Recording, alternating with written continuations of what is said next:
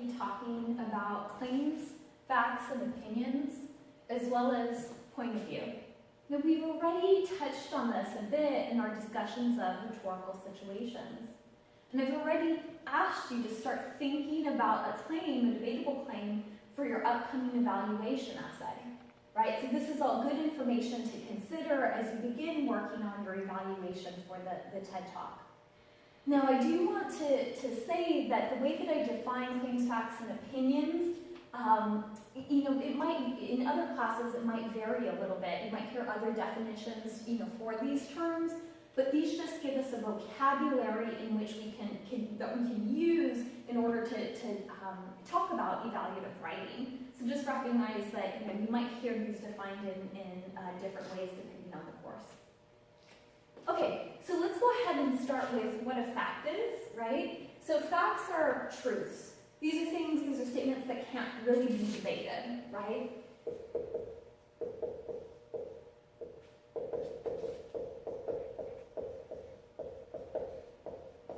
And often we use facts in order to support claims, right? Or we use facts to contextualize information, right? So an example of a fact might be TED Talks are free to viewers.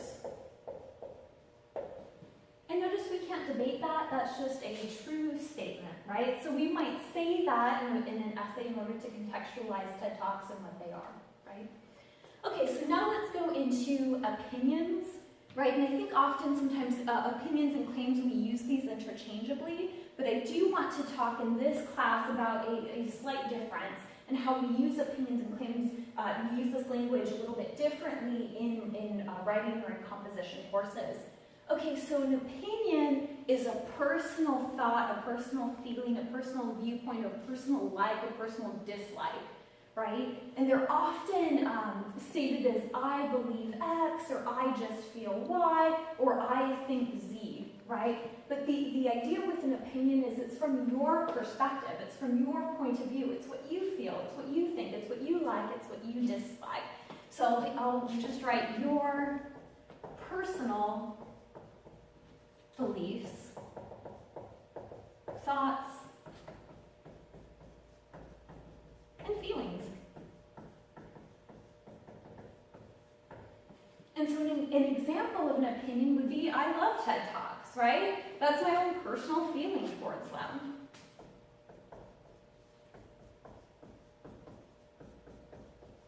Okay, but let's go ahead and get into claims. Now, I've asked you for your upcoming evaluation to put forward a debatable claim about the TED Talk, right? So what is a claim?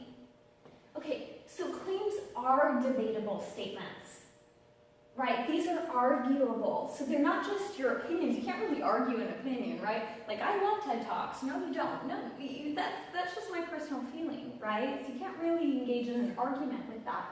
But with claims, you can, right? So if I said the TED Talk was amazing, the TED Talk was brilliant, the TED Talk was interesting, that's all debatable. Someone could say, no, it really wasn't.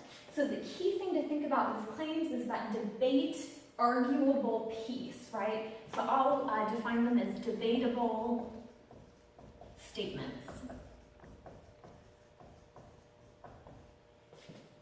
So my example claim could be the TED Talk was wonderful and well worth watching.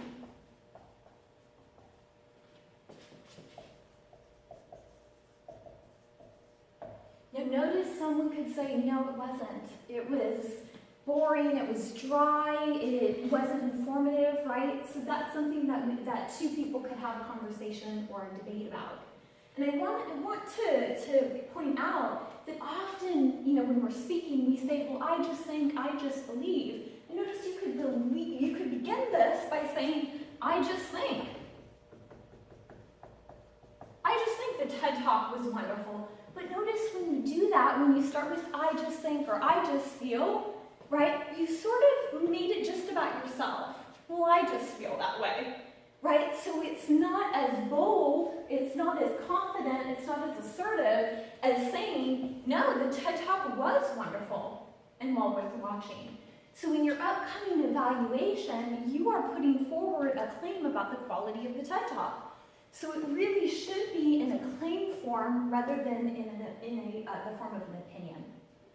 Okay, so to help us understand this, let's also talk about point of view, the 3 points of view that you can write in.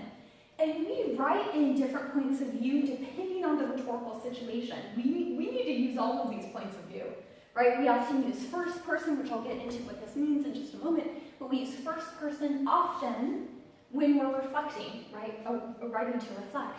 We often use second person when we write a letter or an email. And we often use third person in academic writing. So let's talk about what these different points of view are. So first person point of view is from your perspective. So you can identify it because there's a lot of I and me and my, right? My, mine, right?